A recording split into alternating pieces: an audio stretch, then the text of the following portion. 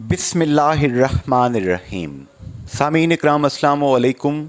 Radio health time with Junaid Ansari FM 101.4 Mirpur radio Azad Jammu Kashmir radio Pakistan पर हमेशा की तरह हमारी आज की मेहमान शख्सियत बहुत से कलर्स हैं इनकी पर्सनैलिटी में। आज़ाद कश्मीर के निजी शोबे के सबसे पहले डेंटल क्लिनिक शुरू करने वाले, आज़ाद कश्मीर के सबसे बड़े किडनी डायलिसिस सेंटर को जो तंजीम चलाती है, इंतज़ाम व इंसराम देखती है, रज़ाकाराना तौर पर इस तंजीम के सदर की हैसियत से free kidney dialysis centre Mirpur divisional headquarter अस्पताल में आप इस इदारे को देखते हैं। और अब जब सैलाब मुतासरीन 60% से ज़ायद पाकिस्तान के बासी इस वक्त सैलाब की तबाहकारियों की वजह से तकलीफ़ में मुब्तला हैं, NGOs कोऑर्डिनेशन काउंसिल के सदर की हैसियत से आप उन बहन भाइयों की, बच्चों की, बुज़ुर्गों की मदद करने की सही कर रहे हैं। यकीनन आप पहचान गए होंगे, डॉक्टर ताहिर महमूद, माहिर डेंटल सर्जन हमारे मेहमान हैं। डॉक्टर साहब, दर्द दिल के वास्ते पैदा किया इंसान को, फरिश्तों से बढ़कर है इंसान होना, इस तरह की बहुत सी बातें हम सुनते हैं मोटिवेशनल स्पीकर्स से। आप अब ये काम कर रहे हैं, बहुत मुश्किल काम है और दिल को मेरा ख्याल है कि काफ़ी बड़ा रखना पड़ता है ये काम करने। जी बेशक, अल्लाह की राह में बेशुमार मुश्किलात आती हैं, तो हिम्मत और तौफीक भी अल्लाह ताला ही देते हैं। अल्हम्दुलिल्लाह ये सफ़र जो है जारी है और उसमें मुश्किलात ना कभी पहले इनकी परवाह की, ना इंशाल्लाह आइंदा करेंगे। जब तक अल्लाह ताला को मंजूर है उसकी रज़ा के लिए काम करते रहेंगे। अच्छा डॉक्टर ताहिर महमूद साहब, एक तरफ तो किडनी डायलिसिस सेंटर हम देख रहे हैं, आप यहाँ मीरपुर में उसको देख रहे हैं, रन कर रहे हैं। डॉक्टर शहजाद शेख साहब जो कि वाहिद नेफ्रोलॉजिस्ट हैं, वो इस इदारे को देखते हैं। 4 मशीनों से स्टार्ट होने वाला सफ़र अब कोई 28-30 मशीनों तक पहुंच चुका है और 3 शिफ्टें हैं। तो बजट अब आपको जो चाहिए होता है वो तो 8-10 करोड़ तक चला गया, एक्सटेंड हो गया है। इसमें कोई मुश्किलात पेश तो नहीं आ रही? जी अंसार साहब, कोशिश करनी पड़ती है और हमारे ऊपर फ़र्ज़ भी कोशिश करना है। हम अपनी मेहनत करते हैं। मियाँ साहब ने फरमाया, माली दा कम पानी देना पर मशका पावे, वो हम कर रहे हैं। अब मालिक की मर्ज़ी है वो फल फूल लगाता है या नहीं लगाता। अल्हम्दुलिल्लाह, चूँकि मेरा ईमान है कि ये जो मरीज़ हमारे पास आते हैं, इस वक्त 150 के करीब मरीज़ रजिस्टर्ड है हमारे पास, इनकी ज़िंदगी जो वक्त लिखा हुआ है, जब तक उन्होंने ज़िंदा रहना उसके लिए असबाब अल्लाह ताला ने मुहैया करने हैं। तो अल्हम्दुलिल्लाह गुज़श्ता 20 साल से ये सेंटर चल रहा है और दिन ब दिन तरक्की की राहों पर गामज़न है। आज़ाद कश्मीर का सबसे बड़ा सेंटर है और सबसे कामयाब सेंटर। इस लिहाज से मैं इसको कहता हूँ कि ये वाहिद सेंटर है पूरे आज़ाद कश्मीर में जिसके अंदर वेटिंग लिस्ट कोई नहीं है। जो भी मरीज़ आएगा, जब भी आएगा, इंशाल्लाह उसको फौरी तौर पे बिला मुआवजा और बगैर किसी सिफारिश के, बगैर वक्त ज़ाया किए उसके इलाज की सहूलतें जो दस्तयाब होंगी। तो ये अल्लाह ताला का करम है। मुझे तो समझ नहीं आती कि ये निज़ाम कैसे चल रहा है। बस मैं यही समझता हूँ कि अल्लाह ताला है, वो उसने अपने बंदों की ज़िंदगियाँ बचानी है, उसके लिए हमसे काम ले रहा है। और हमारे डोनर्स जो हैं उनके दिल में कैसे ये बात आती है, किस तरीके से वो यकीन के साथ हमें पैसे देते हैं, जिसकी वजह से इतना बड़ा निज़ाम चल रहा है। तो मैं यही समझता हूँ कि अल्लाह ताला का हमारे ऊपर खुसूसी करम है और उसी की मेहरबानी से और उसी की रज़ा से ये सारा काम चल रहा है। अच्छा, अब थोड़ा सा मैं आपसे पूछूंगा, क्योंकि आज हम थोड़ा सा इसको फोकस कर रहे हैं सैलाब मुतासरीन के हवाले से। सैलाब मुतासरीन जो हैं, मेडिकल नुक्ता निगाह से उसको हम थोड़ा सा देखते हैं तो सुनने में आ रहा है उस इलाके में गैस्ट्रो का मसला बहुत ज़्यादा फैला हुआ है, गैस्ट्रोएंटराइटिस का। वहाँ पे इसी तरह सुनते हैं कि स्किन की बीमारियाँ, जल्दी अमराज जो हैं वो बहुत ज़्यादा फैल रहे हैं। इसी तरीके से हम सुनते हैं कि वहाँ पे डेंगू की शिकायत भी आ रही हैं। आप बीइंग अ डॉक्टर, आपके भी इल्म में क्या क्या चीज़ें डॉक्टर ताहिर साहब मज़ीद आई हैं? डेफिनेटली ये जो चीज़ें आपने बताई हैं, ये ऐसे हालात में जब बाहर तरफ पानी खड़ा है और खुशक ज़मीन नहीं है, घर गिर चुके हैं, तो उसमें इन चीज़ों का फैलना जो है ये पहले से हमें इल्म होता है और उसकी तैयारी भी उसी लिहाज से की जाती है। लेकिन जैसे कि जो इसका वालियम है इस डिज़ास्टर का, कहा यह जा रहा है कि पाकिस्तान की तारीख में इससे बड़ा डिज़ास्टर पहले कोई भी नहीं हुआ। 2005 का ज़लज़ला भी इसके मुकाबले में अगर देखा जाए तो वो बहुत महदूद इलाके में था, ये पूरा पाकिस्तान तकरीबन इससे मुतासर हो गया। तो इस लिहाज से मैं ये समझता हूँ कि जितनी भी बीमारियाँ आपने बताई हैं ये डेफिनेटली इस पानी की वजह से, खड़े पानी की वजह से ये फैलती हैं اور اس کے اندر جہاں احتیاطی تدابیر اپنا کردار ادا کرتی ہیں وہاں پہ جو میڈیکل کیمپس کی ضرورت پڑتی ہے، ادویات کی ضرورت پڑتی ہے، ان کو پورا کرنا بھی جو ہے انتہائی ضروری ہے. اور انشاءاللہ اس پہ ہماری نظر ہے، اس میں یہ سارا پلان کر کے ہم متعلقہ جو ادارے ہیں ان کے ساتھ بھی لحاظان ہے ہمارا، جو این جی اوز کام کر رہی ہیں ان کے ساتھ بھی ہے، اور مل جل کے ہم ایک ایسی اسٹریٹجی بنانا چاہتے ہیں کہ جس کے اندر ایک تو وسائل کا ضیاع نہ ہو، ہر بندہ ایک ہی جگہ پہ جا کے ایک ہی چیز لے کے نہ جائے. تو اس سارے ان تمام پہلوؤں پہ غور کر رہے ہیں اور انشاءاللہ اس کی پلاننگ کر کے تو بہتر سے بہتر کام کرنے کی کوشش کریں گے. اچھا، اس میں ڈاکٹر صاحب اب ظاہر ہے جیسا کہ آپ فرما رہے ہیں کہ کروڑوں لوگ اس وقت جو ہے متاثر ہوئے ہیں. کوہ سلیمان سے لے کے اگر ہم بلوچستان سے لے کر چلے جاتے ہیں سوات تک تو کے پی بھی متاثر ہے، سندھ بھی متاثر ہے ہمارا، اسی طرح بلوچستان اور پنجاب، جنوبی پنجاب بھی متاثر ہے. تو ریلیونٹ ڈاکٹرز جو ہیں وہاں پہ ان کی ٹیموں کو اب پلان کیا جا رہا ہے. سنیں آزاد کشمیر سے بھی ٹیمز کچھ جا رہی ہیں یہاں سے؟ جی، یہاں سے میڈیکل کالج کی ڈاکٹرز کی ٹیم جا رہی ہے، M B B S medical college جو ہمارا، باقی جو ادارے ہیں وہ بھی اس کو پلان کر رہے ہیں. اور اس کے ساتھ ساتھ ہم این ڈی ایم اے اور باقی جو ادارے ہیں جو بیسیکلی ان سارے کاموں کو نگران بھی ہیں اور ان کو پلاننگ بھی ان کی کرتے ہیں، ان کے ساتھ بھی رابطے ہیں تاکہ ہم سارا جو بھی ضروریات ہیں، جیسی بھی صورتحال ہے اس کے مطابق چلیں. جیسے میں نے پہلے بھی عرض کیا کہ جو ڈبلنگ ہے وسائل کا ضیاع ہے، جو ایسے علاقوں میں سارے لوگ اکٹھے ہو جائیں گے اور دور دراز علاقوں تک پہنچ نہ سکیں، تو ان ساری باتوں پہ ہماری نظر ہے. تو انشاءاللہ اس میں جو پلاننگ ہے، اور اس میں ایک ایریا آپ نے مس کیا، جو جتنا آپ نے بتایا چاروں صوبوں کے علاوہ ہمارا آزاد کشمیر کافی زیادہ متاثر ہے. گلگت بلتستان میں بھی کافی مسائل ہیں، اگرچہ وہ اتنے وسیع پیمانے پہ نہیں ہیں جس طریقے سے جنوبی پنجاب یا بلوچستان اور سندھ میں ہیں، لیکن بہرحال یہ علاقے بھی ہماری نظر میں، ان کے لیے بھی دیکھ رہے ہیں کہ وہاں پہ بھی کس طریقے سے ہم ریلیف ورک کر سکتے ہیں. تو انشاءاللہ یہ ساری چیزیں جو ہے وہ ان کو ساتھ ساتھ لے کے چلیں گے. اچھا، اس میں یوں ہے کہ اب ہر ایک ضلع کے اندر بھی پاک فوج کے کیمپس بھی لگے ہوئے ہیں، اور بہت سی ریپیوٹڈ جو تنظیمیں ہیں جن کا زمین کے اوپر وجود ہے اور جو کریڈیبل ہیں، جن پہ اعتبار کیا جا سکتا ہے کہ یہ جو بھی ایک ایک پینی بھی، ایک ایک روپیہ، ایک ایک پیسہ دیا جائے گا، یہ اس کو ضائع نہیں ہونے دیں گے. اس کے ساتھ ساتھ کچھ نوسر باز بھی اس موقع کا فائدہ اٹھا کے آ جاتے ہیں. تھوڑے لوگ ہوتے ہیں لیکن خطرہ ہوتا ہے. اس حوالے سے ڈاکٹر طاہر صاحب آپ کی کیا فائنڈنگ ہے؟ جی بالکل، میں نے اس چیز کا ادراک کرتے ہوئے آج سے 5 دن پہلے ڈی سی صاحب کو ایک لیٹر لکھا تھا، جس میں ایک تو یہ کہا تھا کہ جو تنظیمیں کام کرنا چاہتی ہیں ان کو باقاعدہ اجازت نامے جاری کیے جائیں، اور جو تنظیمیں جن کا کوئی وجود نہیں ہے اور جو وقت کی پیداوار ہیں ان ساروں کو چیک بھی کیا جائے اور ان کو کنٹرول کیا جائے. اس حوالے سے ڈی سی صاحب نے ایک کمیٹی قائم کر دی ہے جس میں میرپور کے سوشل ویلفیئر آفیسر صاحب ہیں، تحصیلدار صاحب ہیں، اور ایک جو ہمارے پولیس کے ہیں. تو اس طرح مل جل کے ایک کمیٹی بنا کے وہ ان ساری تنظیموں کو جو بھی کام کر رہے ہیں ان کو چیک بھی کر رہے ہیں. آج صبح بھی میں چونکہ کیمپ پہ بیٹھا ہوا تھا، اس پہ تحصیلدار صاحب آئے اور انہوں نے آ کے مجھ سے پوچھا جی کہ آپ اجازت نامہ دکھائیں.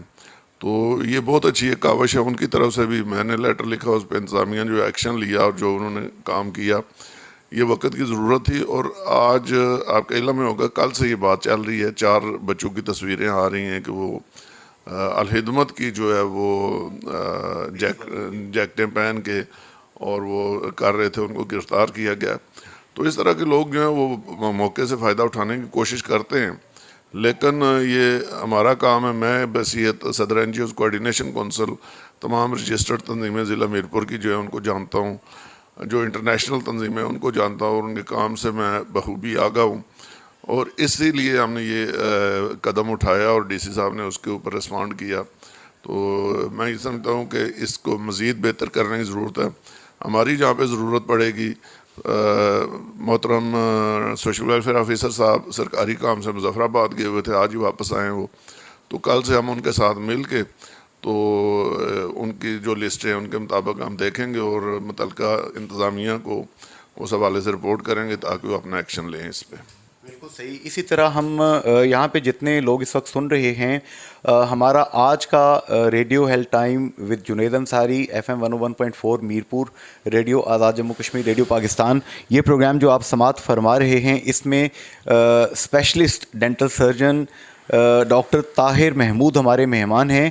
اور ہم اس وقت ملک میں جو ایک کٹھن وقت آیا ہوا ہے، سیلاب کا موقع، اور اس میں کروڑوں لوگ اس وقت سڑک پہ ہیں، کروڑوں لوگ آسمان تلے بغیر کسی چھت کے آپ کی میری ہماری مدد کے منتظر ہیں. ہم اس حوالے سے میڈیکل ایشوز پہ بھی بات کر رہے ہیں اور ہم یہ بات بھی کر رہے ہیں کہ کس طریقے سے ان کی مدد کی جا سکتی ہے. اگر آپ ڈاکٹر طاہر محمود صاحب سے خود ملنا چاہتے ہیں جو کہ فوکل پرسن ہیں یہاں پہ، تو آپ طاہر ڈینٹل کلینک پہ بھی رابطہ کر سکتے ہیں.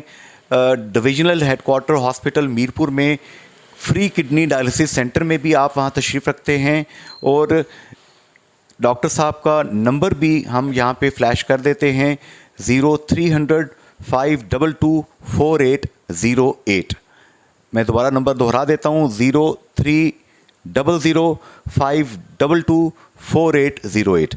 اچھا ڈاکٹر صاحب، میں لائٹر نوٹ پہ نہیں سنجیدہ نوٹ پہ یہ بات کروں گا. بینگ اے ڈینٹل سرجن، اب ظاہر ہے کہ کروڑوں لوگ آسمان تلے ہیں، وہاں پہ ڈینٹل ڈیزیزز بھی کوئی نہ کوئی ہوں گی. اگر دانت صاف نہ کیے جائیں، ظاہر ہے کہ ہر چیز بہا کے لے گیا، وہاں پہ کچھ بھی نہیں رہا ان کے پاس. تو اس حوالے سے آپ احتیاطی تدابیر کیا بتائیں گے ان لوگوں کو؟ جی انصاری صاحب، بالکل صحیح فرمایا آپ نے. ایسے میں ہم جو بیسک ہماری جو احتیاطیں ہیں وہی بتاتے ہیں. پانی تو ظاہر ہے کہ ضرورت سے زیادہ موجود ہے، پانی سے کلی کریں. مسواک اگر مل جائے، درخت ہر جگہ پہ موجود ہیں جہاں سے بھی آپ اس کو لے کے. تو یہ چونکہ بنیادی طور پہ جو ہائیجین کا کنسیپٹ ہے، جب یہ آج کل کی جدید اشیاء نہیں ہوتی تھی، بلکہ آج بھی میں تو پریفر کرتا ہوں کہ اگر کوئی مسواک کرے تو اس کے لیے زیادہ بہتر ہے بنسبت ٹوتھ برش کے. وہ ایک اس کی ابتدائی شکل ہے ماڈرن ٹوتھ برش کی. مسواک وہی چیز ہے، اور اس کو سنت کے طور پہ، اس کو ہائیجین کے طور پہ اگر ہم استعمال کرتے ہیں تو وہ بہت بڑی ایک اللہ کی نعمت ہے. اور ان حالات میں بالخصوص جب کوئی چیز دستیاب نہیں ہے تو اس سے بآسانی فائدہ اٹھایا جا سکتا ہے. اور جو یہ وقت ہے یہ تو گزر جانا ہے، لیکن اس کے جو اگر اس میں احتیاط نہ کی گئی اور اس کے جو نقصانات ہونے ہیں بعد میں، پھر وہ زیادہ بڑے نقصان بن جائیں گے. اس لیے ایک سادے پانی سے کلیاں کریں اور دوسرے مسواک کا استعمال کریں. تو انشاءاللہ میں یہ سمجھتا ہوں کہ یہ اس وقت سے جو دانتوں اور مسوڑوں اور معدے کو جو نقصان پہنچ سکتا ہے اس سے ہم بچ جائیں گے.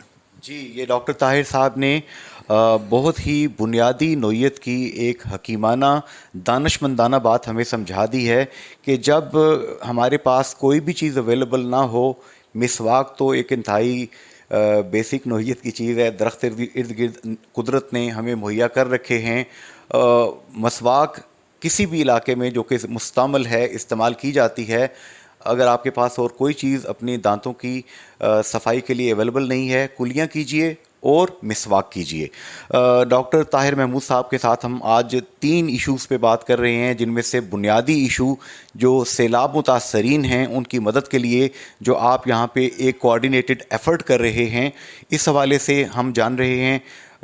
ڈینٹل سرجری اور ڈینٹل کیئر، اس حوالے سے بھی بات ہو رہی ہے. اور کڈنی ڈائلسس سینٹر، وہ ادارہ جو کہ 10 کروڑ کے قریب ڈائلسس، 10 کروڑ روپے کے قریب مالیت کے ڈائلسس ہر سال میرپور میں مفت کرتا ہے، اس ادارے پہ بھی بات ہو رہی ہے. اچھا ڈاکٹر طاہر محمود صاحب، تھوڑا سا ہم ذرا میں چاہوں گا کہ اس وقت کو ہم قیمتی بھی بنائیں. کڈنی ڈائلسس سینٹر، اب ڈائلسس کے حوالے سے نیا ڈیٹا آپ کے پاس کیا ہے؟ ڈائلسس کے صورتحال یہاں پہ کیسی جا رہی ہے؟ کیا نئے مریض بھی آپ کے پاس رپورٹ کر رہے ہیں؟ کڈنی کیئر کے حوالے سے کہ لوگ اس مرض میں مبتلا نہ ہوں، کیا کیا کیا جا رہا ہے؟ جی انصاری صاحب، اس وقت جس رفتار سے ہمارے پاس پیشنٹ نئے آ رہے ہیں، بڑی الارمنگ صورتحال ہے، اور اس حوالے سے ہم کام کر رہے ہیں. ایک پریونشن اور ایک اویئرنیس، ان دونوں پہلوؤں کو ساتھ ساتھ لے کے تاکہ کم سے کم مریض جو ہیں وہ اس مرض میں مبتلا ہوں اور آسان زندگی گزار سکیں۔ اس کے ساتھ ساتھ ایک بڑی خوشائند بات یہ ہے کہ ہمارے جو دوسری تنظیمیں ہیں، جو دوسرے دوست ہیں، انہوں نے بھی اس پہ کام شروع کیا، اور ریسنٹلی پچھلے سال 10 جون کو جاتلا میں اور اس سال چند ماہ پہلے بنگریلا کمیونٹی ہاسپٹل میں چھوٹے چھوٹے ڈائلسس سینٹر قائم ہو چکے ہیں اور کام کر رہے ہیں۔ یہاں سے ہم نے جو مریض ان علاقوں کے تھے ان کو ریفر کیا اور ان کی ٹیکنیکل دیکھ بھال، ان کے باقی سارے معاملات کی ہم نگرانی بھی کر رہے ہیں اور ان کی مدد بھی کر رہے ہیں اس حوالے سے۔ تو اس کی وجہ سے کچھ بوجھ ہمارا کم ہوا، لیکن میں یہ سمجھتا تھا اس وقت بھی اور آج بھی مجھے یہ اندازہ ہو گیا کہ وہ ایک وقتی ریلیف تھا ہمارے لیے، اور اس کی وجہ سے ہم کمپیریٹیولی بہتر پوزیشن پہ چلے گئے۔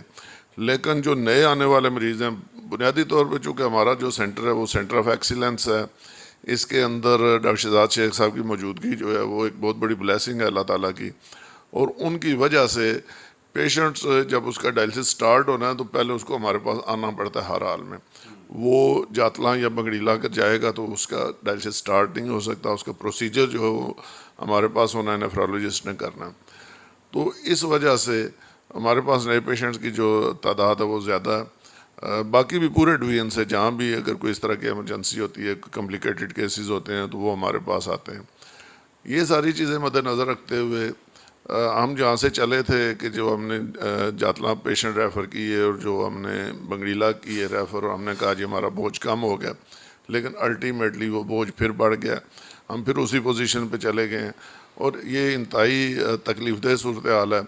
ہماری جو کیپیسٹی ہے، ظاہر ہے ہم نے بہت زیادہ 4 مشینوں سے شروع ہونے والی کیپیسٹی جو ہے اس کو 30 کے قریب مشینیں ہم نے کر لی، لیکن کہاں تک ہم مشینیں بڑھائیں گے، کہاں تک ہم وارڈز بنائیں گے، کہاں تک ہم جو رننگ ایکسپینس ہے ہمارے لیے سب سے بڑا مسئلہ جو ہوتا ہے وہ اس کو چلا کے رکھنا، بند نہ ہو کسی صورت میں ہمارے پاس جو ہے ڈائلسس کی سہولت جو ہے۔ اب ایک مریض کی زندگی اس پہ لگ گئی ہے، وہ 6 سال سے 7 سال سے ڈائلسس کروا رہے، اور اچانک ہم کہتے ہیں جی کل سے آپ اپنا بندوبست کر لیں، ہمارے پاس وسائل نہیں ہیں، تو وہ کدھر جائے گا؟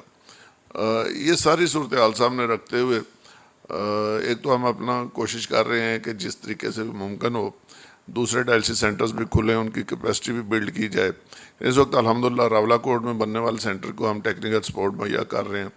مظفر آباد میں وزٹ کر کے آئے، وہاں پہ جو ہماری ان پٹ ہو سکتی ہے، جتنی مدد ہم کر سکتے ہیں ٹیکنیکل طور پہ وہ ہم کر رہے ہیں۔ تو باقی بھی جہاں کہیں پہ بھی کوئی لوگ ڈائلسس سینٹر بنانا چاہتے ہیں ان کو بھی ہم سپورٹ کرنے کے لیے تیار ہیں۔ ایک تو یہ پہلو ہے اس کا۔ دوسرا جس پہلے بات ہوئی کہ اس کے اویئرنیس اور پریونشن، بدقسمتی سے ہمارے گزشتہ جو 2-2.5 سال گزرے ہیں، یہ سپٹمبر 2019 کا زلزلہ اور اس کے بعد کووڈ، بے شمار کام ہمارے، آپ کو پتہ ہے کہ کووڈ کی وجہ سے ہم 10 بندے اکٹھے نہیں بیٹھ سکتے، کوئی گیدرنگ نہیں کر سکتے، کوئی سیمینار نہیں کر سکتے، کسی گاؤں میں جا کے، کسی اسکول کالج میں جا کے ہم بچوں کو لیکچر نہیں دے سکتے۔ یہ سارے مسائل تھے۔ اب الحمدللہ ایک طرح سے ہم نارمل پوزیشن پہ آ رہے تھے۔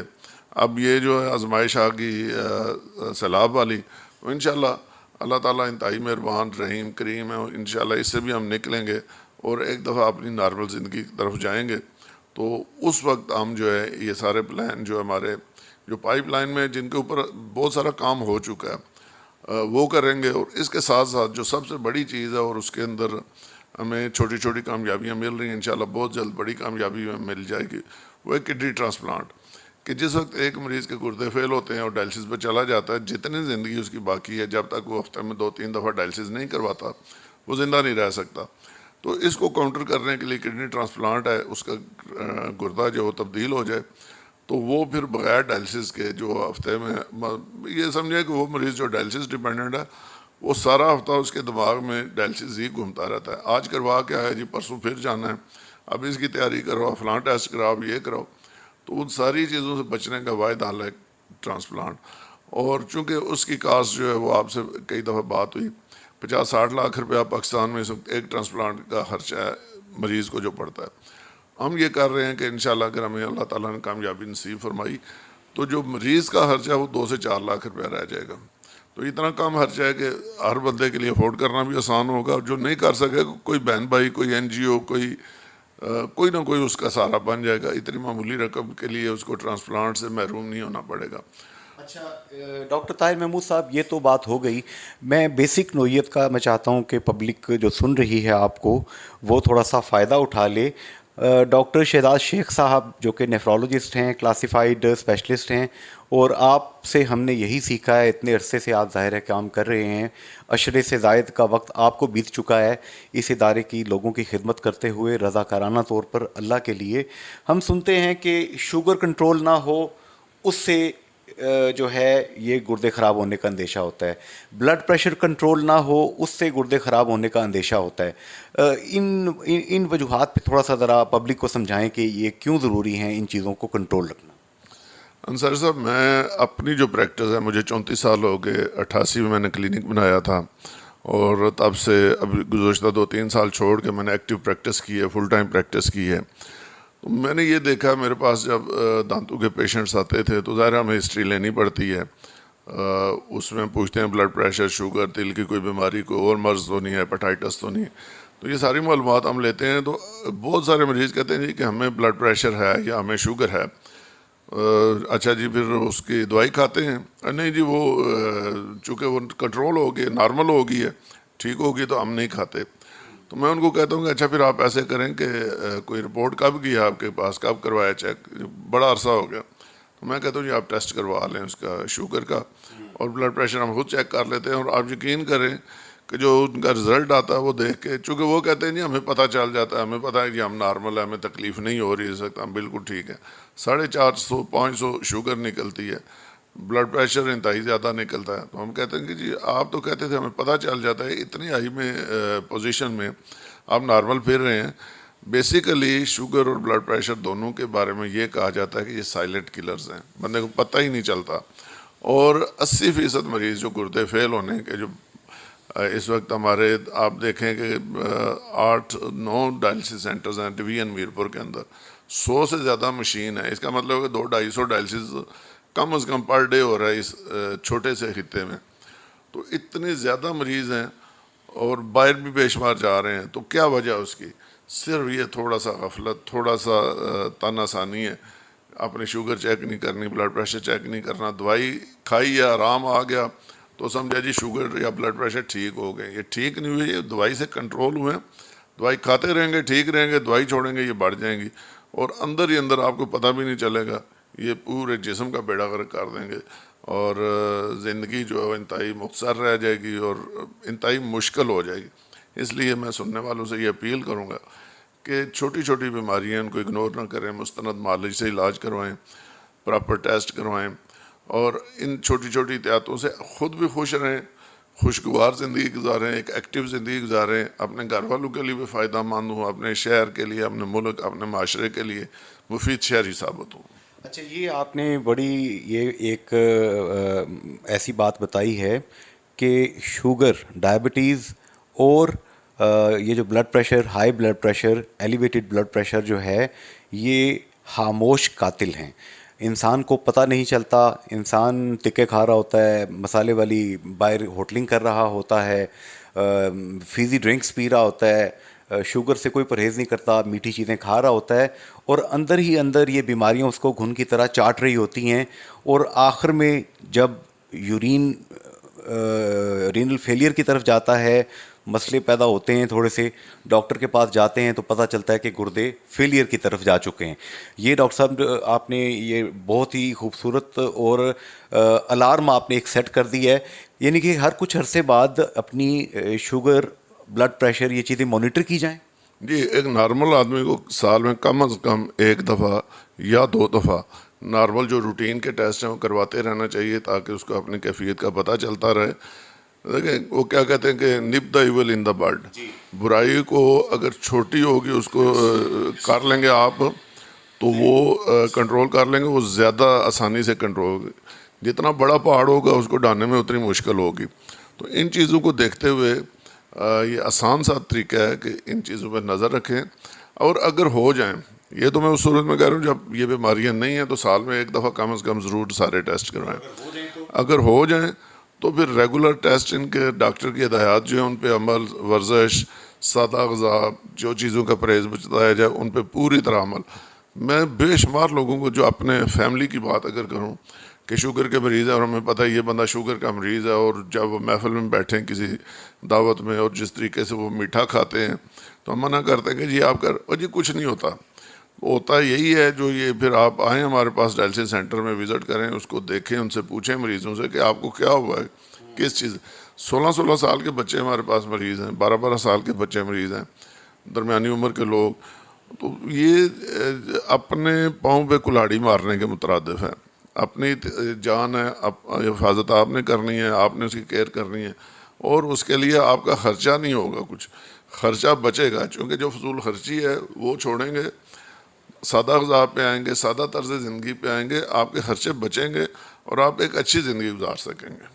جی یہ بڑے غور سے یہ باتیں سنیے مہربانی کر کے.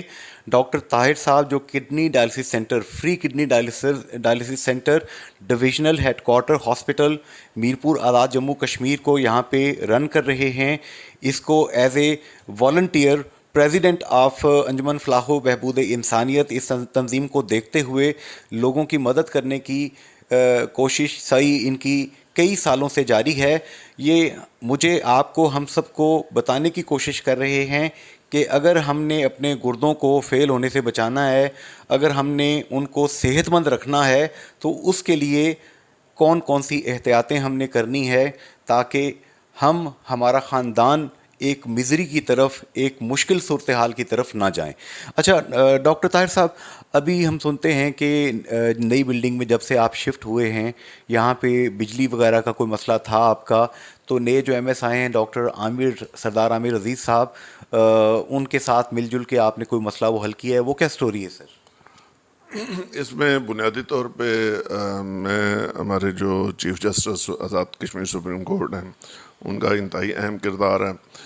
میری ریکویسٹ پہ انہوں نے ڈائلسس سینٹر کا وزٹ کیا، تو وہاں پہ انہوں نے صورتحال دیکھی، اور پھر میں اور ایم ایس صاحب ہم ان کے دفتر میں گئے، ان سے ریکویسٹ کی کہ یہ مسائل ہیں جس کی وجہ سے انسانی جانیں بھی خطرے میں ہیں، اور ہماری جو چونکہ ہم مانگ کے لوگوں سے ڈونیشن بیسڈ ہے ہمارا کام، تو وہ کوشش یہ ہوتی ہے کہ جہاں 1 روپیہ لگتا ہے وہاں پہ ہم 50 60 70 پیسے میں کام کریں. تو ہمارے پاس فالتو پیسے نہیں ہوتے. تو جب بجلی بار بار جاتی ہے ہماری کاسٹ جو ہے، چونکہ کٹ جو ہے وہ ضائع ہو جاتی ہے، اور پھر ہمیں نئی کٹ دینی پڑتی ہے، اور 3 کٹس دے کے کاسٹ 3 گنا ہوگی. ہمارے لیے وہ مسائل ہیں، مریضوں کے لیے مشکل ہے. جب اگر بند ہو گیا یہ وسائل نہ ہونے کی وجہ سے، تو چیف جسٹس صاحب نے مہربانی کی، انہوں نے متعلقہ محکموں کو، متعلقہ لوگوں کو بتایا، اور یہ مسئلہ جو ہمارا فی الحال 90% سے زائد حل ہو چکا ہے اور بڑے اچھے طریقے سے مینیج ہو رہا ہے. اس میں خاص طور پہ ایم ایس صاحب کا، ڈاکٹر عامر عزیز صاحب کا ذکر کرنا چاہوں گا. ویسے تو میرا تجربہ یہ ہے کہ آج تک پچھلے 14 سال میں جو بھی ایم ایس صاحبان رہے ہیں، میں جب بھی جس کے پاس بھی گیا، انہوں نے ہمیشہ، چونکہ یہ ایک ایسا شعبہ ہے، ایک ایسا کام ہے جس کے اوپر ان کا خرچہ نہیں ہو رہا، جس کے اوپر ان کی محنت نہیں ہو رہی، آٹومیٹیکلی یہ کام ان کا ایک بہترین اسٹیٹ آف دی آرٹ کام ہو رہا ہے. تو اس چیز کو مد نظر رکھتے ہوئے تمام ایم ایس صاحبان نے ہمیشہ میرے ساتھ مثالی تعاون کیا. اور یہ جو موجودہ ایم ایس صاحب ہیں، عامر عزیز صاحب، چونکہ نوجوان ہیں اور ان کا ایک لگن ہے، ایک ان کے دل میں شوق ہے کہ کس طریقے سے اس اسپتال کی حالت بدلی جائے. اور ابھی تک جو کچھ کام ہو چکے ہیں یہ شاید 10 سال میں بھی ممکن نہ ہوتے. اور جی آگے جو ان کے ذہن میں اور جو پائپ لائن میں جو ہم ڈسکس کرتے رہتے، اگر وہ کام ہو گئے تو یہ ایک مثالی اسپتال بن جائے گا، اور انشاءاللہ بہت اچھے حالات ہو جائیں گے، شہر کے لوگوں کو بہت بڑی سہولت ملے گی. اچھا، یہ بڑی خوبصورت ڈاکٹر صاحب آپ نے بات بتائی کہ چیف جسٹس آزاد جموں کشمیر سپریم کورٹ جناب جسٹس راجہ سعید اکرم خان صاحب نے آپ کی درخواست پہ، چونکہ آپ کے اچھے مہربان دوست بھی ہیں وہ، انہوں نے ڈائلسس سینٹر کا دورہ کیا، وہاں پہ مریضوں سے ملے بھی، ان کی انہوں نے خیریت بھی دریافت کی، ان کے لیے مدد کا آپ سے پوچھا. تو آپ نے ان کے گوش گزار جب اپنی اسٹوری کی کہ یہ چیزیں آپ کو یہاں پہ مسائل پیش آ رہے ہیں، تو وہ مسئلے پھر راجہ سعید اکرم خان صاحب نے ایڈمنسٹریٹولی حل کروا دیے. جی بالکل. اس میں خاص طور پہ جو مسئلہ سب سے بڑا پرابلم ہمیں آ رہا تھا، اور جس کی وجہ سے جانیں بھی متاثر ہونے کا ڈر تھا، اور باقی بھی بے شمار مسائل تھے، وہ بجلی کا مسئلہ تھا. تو وہ فوری طور پہ، بلکہ جیسے میں اور احمد صاحب گئے اسی دن انہوں نے چیف انجینئر صاحب کو بلا لیا، اور ان سے پوچھا، معاملہ سارا ڈسکس کیا اور ان کو آرڈر کیا کہ اس مسئلے کو فوری طور پہ حل کریں، اور اگلے دن اس پہ کام شروع ہو گیا تھا، اور ودن کوئی 1-2 ہفتے کے اندر اندر وہ کام ہو گیا، اور اب ہمارے پاس ڈبل کنیکشن ہے، ایک طرف سے بجلی جاتی ہے دوسری طرف سے آ جاتی ہے، اور بہت بڑا ریلیف ہمارے مریضوں کو بھی ملا ہے اور ہم خود بھی سکون میں آ گئے۔ ماشاء اللہ۔ اچھا، اب یہاں پہ ڈاکٹر صاحب تھوڑا سا میں چاہوں گا، جیسا جیسے یہ ہم ترقی یافتہ دور کی طرف جا رہے ہیں، پاکستان میں آزاد کشمیر میں بعض اوقات یوں لگتا ہے کہ شاید ہم آگے کا سفر اور پیچھے کا سفر دونوں اکٹھے کر رہے ہیں۔ کویکری شاپس ڈینٹسٹری کے اندر ہم بہت زیادہ دیکھتے ہیں، وہ لوگ جن کی بی ڈی ایس کی ڈگری نہیں ہے، کسی بھی ڈینٹل کالج سے انہوں نے نہیں پڑھا ہوا، سمپل ٹیکنیشین ہیں یا ٹیکنیشین بھی نہیں ہیں، ویسے دانتوں پہ ہاتھ ان کا بیٹھ گیا تو وہ ایک کلینک کھول کے بیٹھ گئے۔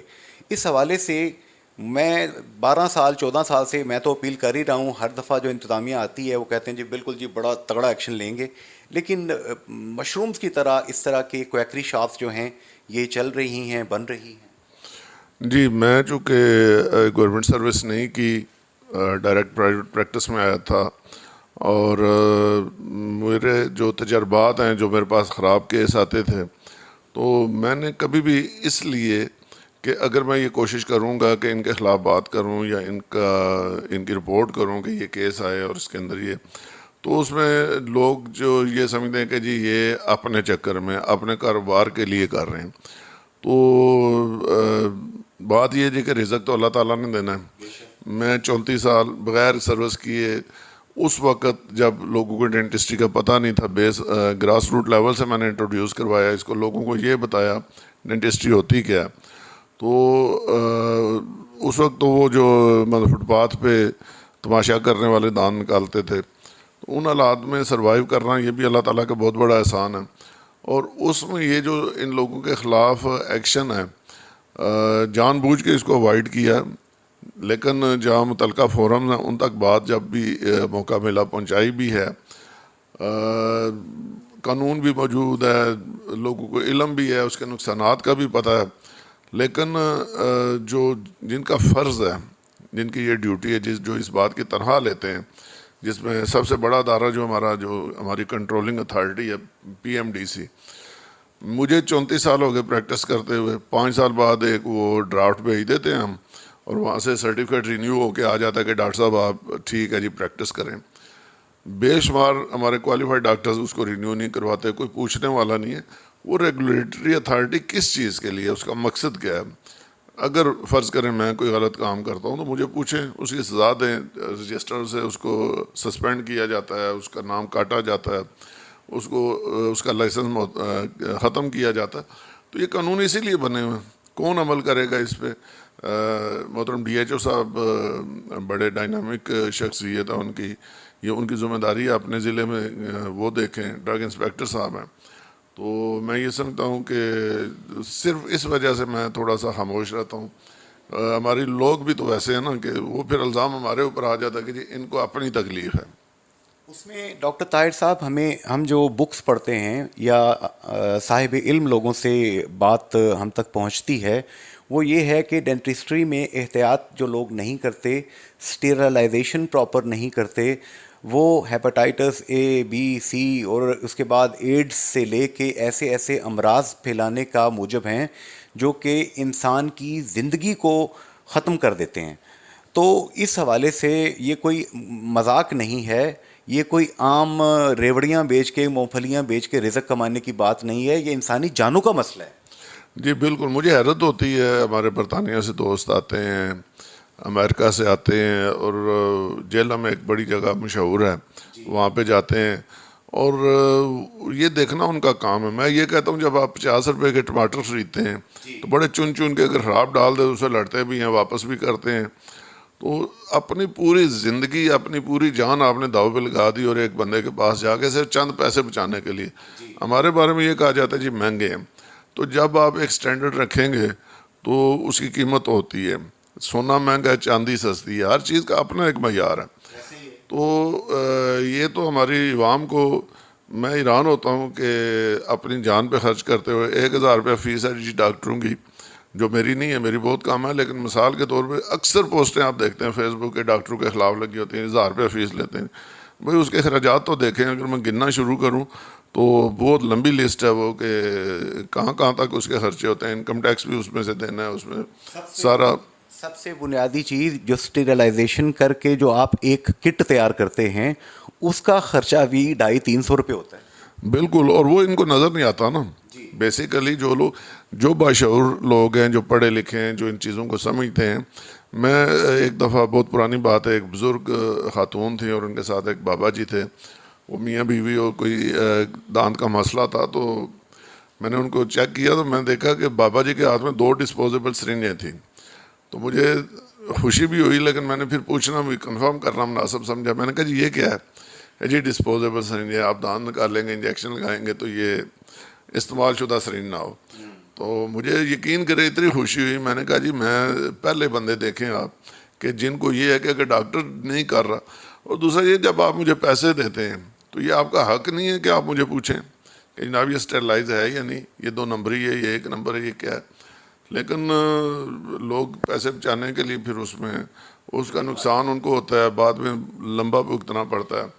اور اس میں وہ کیا کہتے ہیں جی کہ پرہیز جو ہے وہ علاج سے بہتر ہے, احتیاط بہتر ہے. احتیاط سے آپ جو ہے نا بہت ساری بچت کر سکتے ہیں اپنی, لیکن لوگ اس طرف نہیں جاتے اور اس سے نقصان اٹھاتے ہیں. اب پروگرام میں آخر میں چاہوں گا ڈاکٹر طاہر صاحب, جہاں سے ہم نے بات شروع کی تھی, اس وقت NGOs coordination council کے آپ صدر بھی ہیں, آپ ڈاکٹر بھی ہیں, ڈینٹل سرجن بھی ہیں, طب کے شعبے کو بھی انڈرسٹینڈ کرتے ہیں, کڈنی ڈائلسس سینٹر کو بھی آپ رن کر رہے ہیں.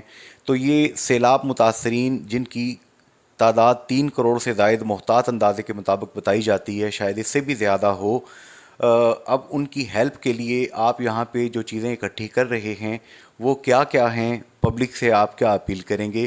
اس میں سوشل ویلفیئر ڈپارٹمنٹ حکومت آزاد کشمیر کا وہ آپ کا پارٹنر ہے. جی بالکل, یہ ہم مل کے سارے, اور اس وقت جو بہت اچھی چیز ہوئی ہے, ہم نے ایک میٹنگ کال کی تھی, اس کا بیسک ایجنڈا یہی تھا کہ سیلاب زدگان کی امداد کے لیے ہم نے کام کرنا ہے. تمام این جی اوز جو ہیں وہ اس میں شامل تھی ضلع میرپور کی, اور انہوں نے اپنے اپنے کیمپ لگائے ہیں. لیکن یہ ایک بات ہم نے طے کی ہے کہ بہت ساری NGOs coordination council کے پلیٹ فارم سے اکٹھا کام کریں گے. اس میں ہماری پلاننگ بہت آسان ہو جائے گی. ایک طرف ہم جو ہے وہ ایریاز آئیڈینٹیفائی کریں گے, کہاں پہ کام ہو گیا, کہاں پہ ضرورت ہے ابھی. پھر اسی طریقے سے ہم یہ آئیڈینٹیفائی کریں گے کس چیز کی زیادہ ضرورت ہے اور کس چیز کی ضرورت پوری ہو چکی ہے یا ضرورت ہے ہی نہیں. اور اس طریقے سے ہم یہ سارا کمپریہنسو طریقے سے کر کے, اس میں مختلف محکمہ جات ہیں ان کو شامل کر کے, تو اس کے بعد ہم جو ہے نا وہ آگے قدم بڑھائیں گے. لوگ ہمیں جو بھی ان کو سمجھ آ رہی ہے, آٹا بھی دے رہے ہیں, باقی کھانے پینے کے اشیاء بھی دے رہے ہیں, کپڑے بھی دے رہے ہیں, جوتے بھی دے رہے ہیں, نقد پیسے بھی دے رہے ہیں. تو جو نقدی ہمارے پاس ہوگی اس کے لیے ہم نے پلان کر رہے ہیں کہ ہم اس کو جو ٹاپ پرائرٹی پہ چیزیں ہوں گی ہم ان کو مہیا کریں گے, اور وہ جا کے تو وہاں پہ تقسیم کریں گے. ہم نے یہ حضور صلی اللہ علیہ وآلہ وسلم کی سیرت الطیبہ میں پڑھا کہ کسی جہاد کے موقع پر مفہوم بنتا ہے, جب کال کی گئی کہ آپ اس میں ڈونیٹ کریں تو حضرت ابو بکر صدیق رضی اللہ تعالیٰ عنہ گھر کا پورا سامان لے آئے, حضرت عمر فاروق رضی اللہ تعالیٰ عنہ آدھا سامان لے آئے, اسی طرح حضرت عثمان غنی رضی اللہ تعالیٰ عنہ نے اونٹوں کی ایک قطار کھڑی کر دی, عبد الرحمن بن عوف رضی اللہ تعالیٰ عنہ, بڑے بڑے صحابہ نے بہت کچھ پیش کر دیا. ایک صحابی ایسے تھے, انصاری تھے, جن کے پاس کچھ نہیں تھا اور وہ حضرت سے دیکھ رہے تھے. وہ ایک یہودی کے پاس گئے, پوری رات اس کے کھیت پہ کام کیا, اور کام کر کے جو کھجوریں ملیں وہ تھوڑا سا حصہ گھر میں چھوڑا اور باقی لا کے حضور صلی اللہ علیہ وسلم کی خدمت میں پیش کر دیا, اور حضور صلی اللہ علیہ وآلہ وسلم نے تمام مال کے سب سے اوپر رکھا. وہ غریب لوگ بھی جو کہ آپ کو کچھ دینا چاہتے ہیں, تو نیک نیتی اور جذبے کی قیمت ہے. ڈاکٹر صاحب ایسے ہی ہے؟ بالکل ایسے. اور آج ہمارے پاس اتنی مثالیں ہیں. آج ہماری بھی ایک ویڈیو اپلوڈ ہوئی ہے, اس میں ایک جو چھابا سر پہ رکھ کے بندہ کوئی چیز فروخت کر رہا تھا, اس نے پیسے دیے. پرسوں میں نے تمام کیمپس وزٹ کیے, تو الحدمت کے کیمپ کے اوپر میں کھڑا تھا, تو وہاں پہ ایک مائی جو خود بھیک مانگ رہی تھی وہ آئی. اس نے پوچھا کیا کر رہے ہو, تو بتایا, تو وہ بھی 20 روپے وہاں پہ دے کے گئی. اور یہ اصل جذبہ ہے. اور بے شمار ہمارے پاس اس طرح کی مثالیں ہیں, فوٹوز بھی آ رہے ہیں سوشل میڈیا پہ سارا. تو میں سمجھتا ہوں کہ یہ جذبہ جو ہے اگر ہمیں موجود ہے تو انشاءاللہ ہمارے لیے کوئی مسئلہ نہیں رہے گا, کوئی مصیبت نہیں رہے گی. انشاءاللہ ان سب سے ہم نکلیں گے. جی, آج کا radio health time with Junaid Ansari انسانی جذبے, انسانی ایمان, ایک دوسرے کی مدد, ان کے جذبات الفاظ کے اندر گوندھنا بہت مشکل ہے.